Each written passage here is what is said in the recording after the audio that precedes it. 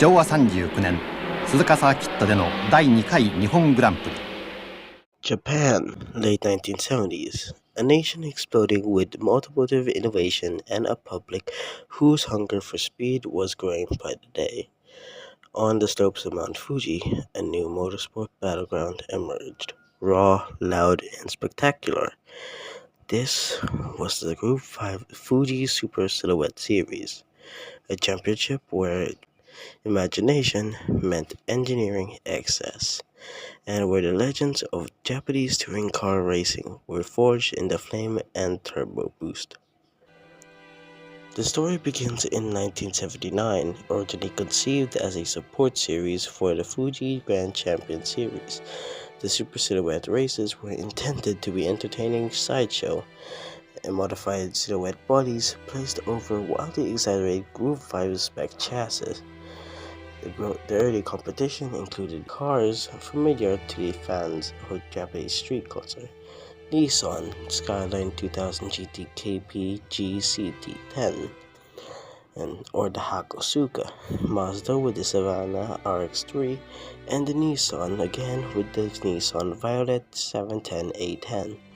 These machines would set the tone for what would become a new automotive arms race. The silhouettes were aggressive, but the rules were simple. The body shape must resemble the production model.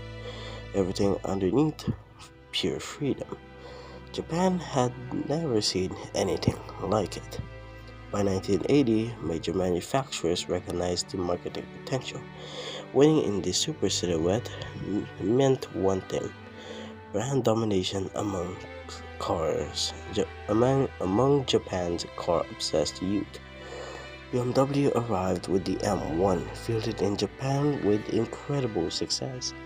Driven by the talented Naoki Nagasaka, the mid-engine exotic shocked domestic competitors with its stability and power delivery.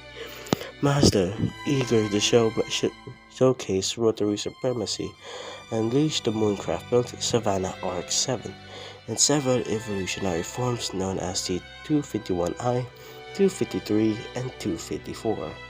Light, nimble, and screaming to redline on rotary power, it became a crowd favorite. Meanwhile, Porsche, through private entrants, brought the monstrous 935, a tube-frame icon with devastating straight-line performance.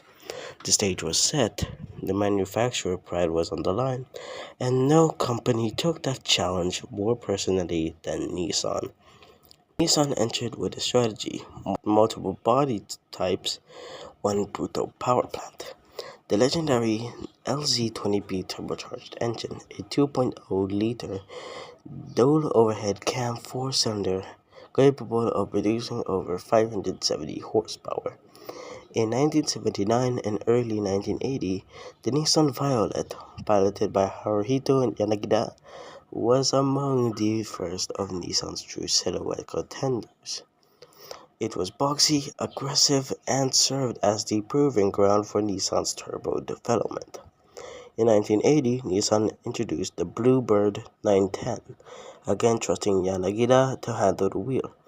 Its combination of high downforce and aerodynamics and the ferocious LZ20B made it immediately competitive.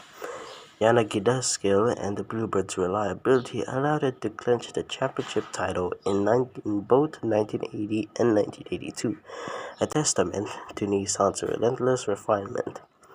Nissan's so-called Turbo Army expanded with the Silvia S110, driven by superstar Kazuyoshi Hoshino.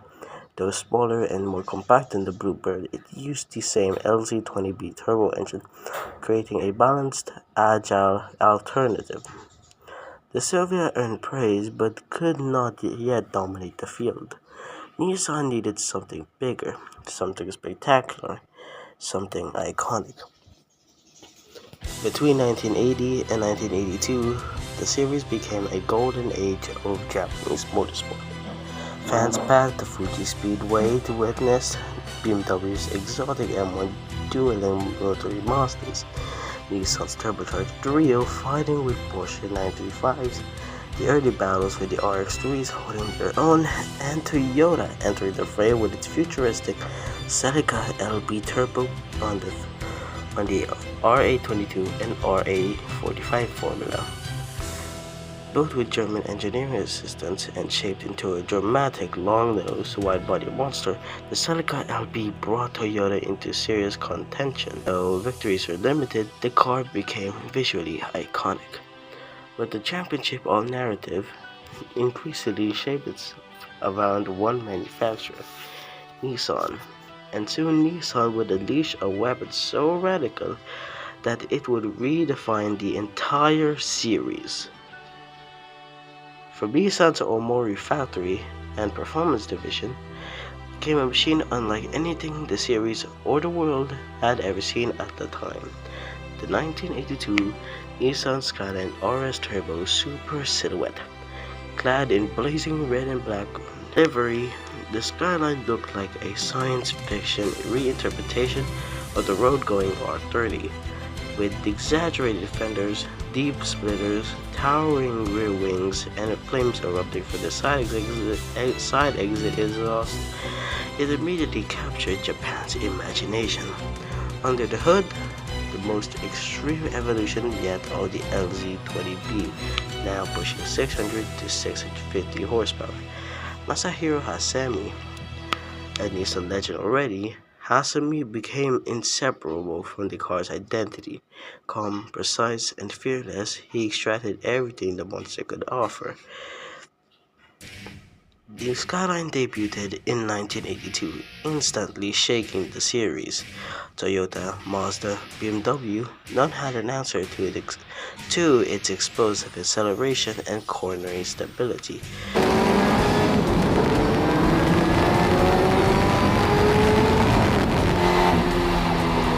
The standalone, deep, mechanical, and violently turbocharged became a cultural icon. Crowds didn't just watch it, they worshipped it. Over the next 2 seasons, the Skyline RS Turbo Super Silhouette carved its legend in the fire. Between 1982 and 1983, Hasemi piloted the car to 7 victories, making it the most dominant vehicle in the entire history of the Fuji Super Silhouette Series. Races such as the 1982 Fuji Speedway round saw the Skyline rocket from the grid, flames trailing from its exhaust as spectators roared. The BMW M1 fought hard. The Mazda 254 RX-7 danced through corners, but the Skyline, it pulverized the straights. Nissan's engineering expressed itself through huge downforce, turbo surge that hit like a hammer, the immaculate chassis balance, and its absurd reliability in long sprint races. By late 1983, Nissan was no longer simply competing, it was commanding the series. The RS Turbo had become an icon, but not just of motorsport, but of Japanese car culture itself. このスタートのちょっと前ぐらいから何かね、急に雨が降ってきたんですよね。そうですよね。これがね、そのハイパワーのね、車にとっちゃね、嫌なもんなんですよね。要するに馬力がありすぎるってことはね、コーナーでアクセルを踏むときにタイヤのグリップがなくなるわけですね。見せつけられましたですね。そうですね。やっぱりパワーが違いますからね。ワイパー回してますね。本当に大変です。順位の方は全く変わりませんで、星野、蓮見、そして柳田と続いております。すでにこのターボ3車とノンターボの間には相当差が開いてまいりました。先頭はスタートから飛び出しました、星野、そしてその後蓮見、柳田春人、この3社の三つどもえの争いとなっております。先頭グループでありますが、ここで柳田選手が蓮見選手をかわして2番手に浮上してまいりました。そして先頭を行きます星野選手をかわそうかというところでありますが、なかなかこのターボ軍団3社の先頭争いもかなり激しいですね。ここで星野選手をかわしました。柳田選手が先頭に立ちました。そして星野選手が2番手、3番手に蓮見選手であります。飛行機にね、ジェット旅客機に乗って、空に飛び上がりますね。シートにガーンと押さえつけられる、ああいう風な感じで加速していくんですよ。ですからまあかなりトレーニングを積んだドライバーでないと、そうですね、駆け出しこのね、ドライバーにはちょっといいかもしれませんね。ここでまた蓮見選手が星野選手をかわしまして、だいぶ差が開いてしまいましたね。なんか調子悪そうですね。先頭は柳田選手と藤野さん、最近のこの蓮見選手、今先頭を走っております。近況といいますね、何かもう一歩という感じなんです。今までね、どんな車に乗ってそこはね、全然ですよね。もともと二輪運転にとしてそうですね、日本の車ジョーカーがいろいろ欲しいですね。こうなりますと前段は蓮見、そして柳田、この2者の争いになってしまったわけであります。ノンターボの方はもう相当その差が広がっておりまして、現在先頭争いはこの2者なんですが、その蓮見、柳田の間もね、差が幾分開き加減ということで、そろそろノンターボの周回遅れをパスしてまいります。ちょっと路面がさっきよりも乾いてきましたね。ワイパーも止めてますしね。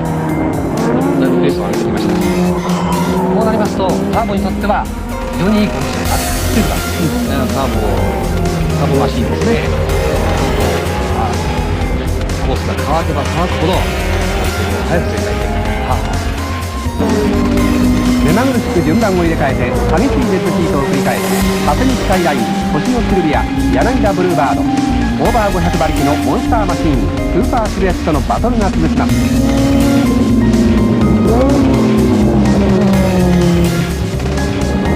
しかしレース中盤14周目、トップグループの蓮見車にトラブルが発生します。右ギアの抱きまれる一戦となります。仕上がってゴールに向かいます。ノンターボ車を全てラップして今ゴールしました。蓮見正弘、スーパーシルエットレースで見事に優勝を飾っております。優勝おめでとうございます。どうもね、ポールポジションスタートでもう中盤戦からかなり追い上げが激しかったんですけれども、いかがですか？スタートね、雨降ってきたでしょ。びっくりしちゃってね、条件みんな一緒だからね、これはしょうがないなと思って。ただターボのスタートは特に路面条件が悪くなるとね、難しいんですよね。急にこうターボが効いてくるんでしょ。すぐホイールスピンしちゃって、星野君の方がまず行ったみたいでね、これちょっと失敗だったみたいね。どうもおめでとうございました。はい、どうもありがとう。Despite its popularity, the Group 5 formula was aging. Technology was advancing, and the world of sports car racing was shifting towards prototype categories. Costs were rising, regulations were tightening, and manufacturers were looking ahead. By 1984, the Super Silhouette grid had begun to shrink. The once massive battles were now fragmented, and the writing was on the wall. In 1985, Japan officially ended the Group 5 Super Silhouette era, transitioning to the new Group A touring car racing, which emphasized more production-based machines, and the All-Japan Sports Prototype Championship, or JSPC, featuring advanced Group C machinery. But the flame-spitting silhouettes were gone, but their legacy was internal. Today, the Super Silhouette cars from the BMW M1 to Mazda's RX-7 254 to the dominant RS Turbo live on in exhibitions, museums, and the memories of fans who witnessed a golden age of Japanese speed.